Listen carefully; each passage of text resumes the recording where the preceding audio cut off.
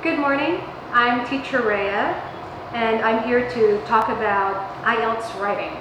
So if it's your first time, I'm going to give you a little summary of what it is all about, okay? So IELTS writing in general is, of course, judged on how well you write in English.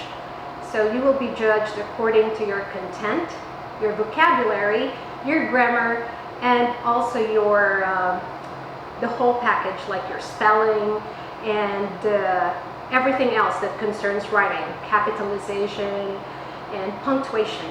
So you have to be very careful with that. IELTS writing has two tasks. So we're going to start off with the first task, which is all about explaining or interpreting a diagram or a graph. Well, let me give you some basic examples of a graph that they use in IELTS writing. Okay. Right behind me is the pie graph. In task 1, this is probably one of the most commonly used graphs. When you do task 1, you are given only 20 minutes to finish this task. Why 20 minutes? Because the whole IELTS writing takes about 60 minutes to do. So if I were you, I would try to finish the first task in 20 minutes because you have a longer task 2 to finish. It's not that long because task 1 requires only 150 words or more if you want to explain more. But it doesn't actually include your personal opinion. All you really have to do is explain what the graph or diagram is all about. So our first example is the pie graph. The pie graph usually comes with a legend, okay? This one right here on the right side of the picture is its legend. The moment you start writing about the pie graph, you have to immediately explain what it's all about. Okay, so you don't need to beat around the bush or, try to give a very long introduction. So we can see that this pie graph is all about the favorite movie genres in Mrs. Smith's film class. And around the pie graph, we have numbers in percentage form. As you can see, the orange, which is the color code for comedy, has the most number of students who like that genre at 27%.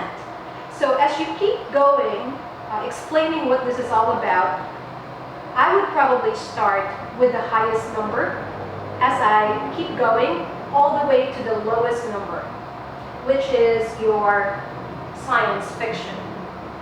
And sometimes in a pie graph, you would notice that two kinds of topics or issues have the same numbers, okay? So we can see here that at 14%, both that would be romance and drama have exactly the same percentage of students who prefer these kinds of movie genres, okay?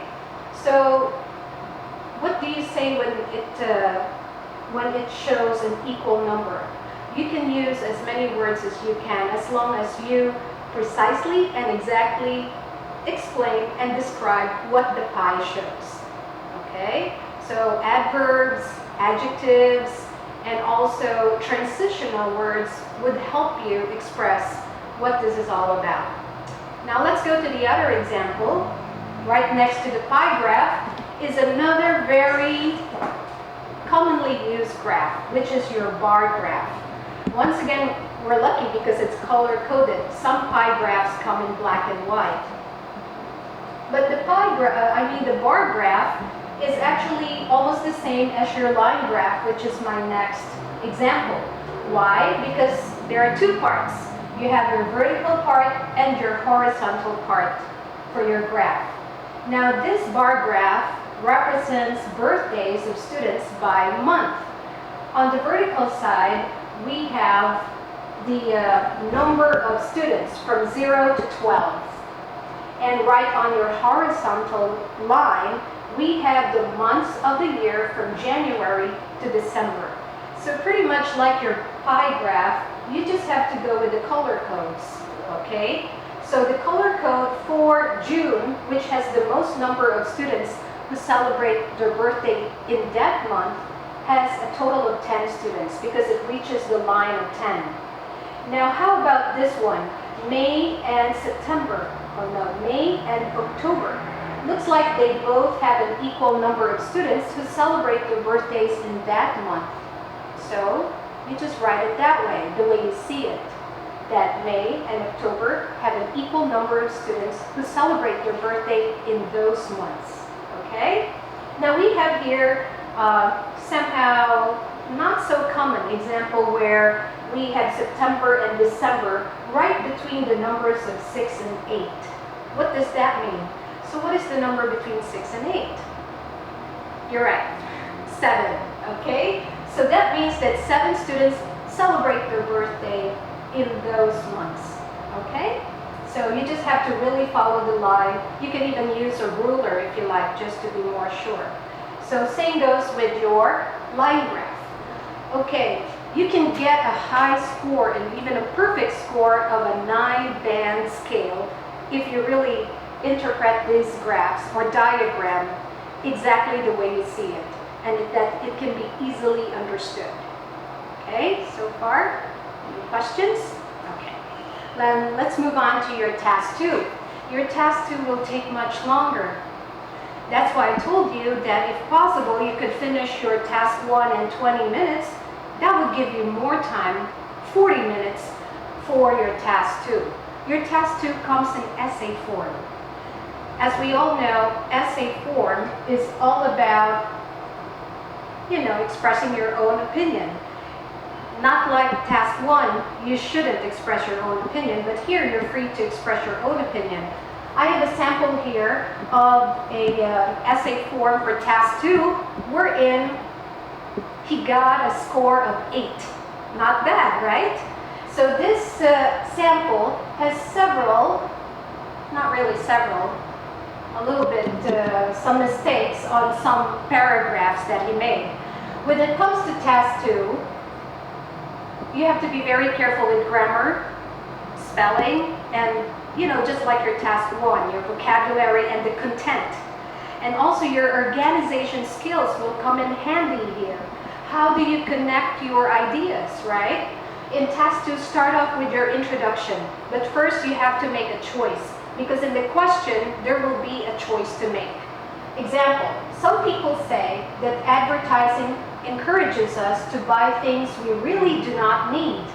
Others say that advertisements tell us about new products that may improve our lives. So which do you prefer? And you have to support this with your own examples and your own ideas. You can use your own personal experiences, just like what our writer did.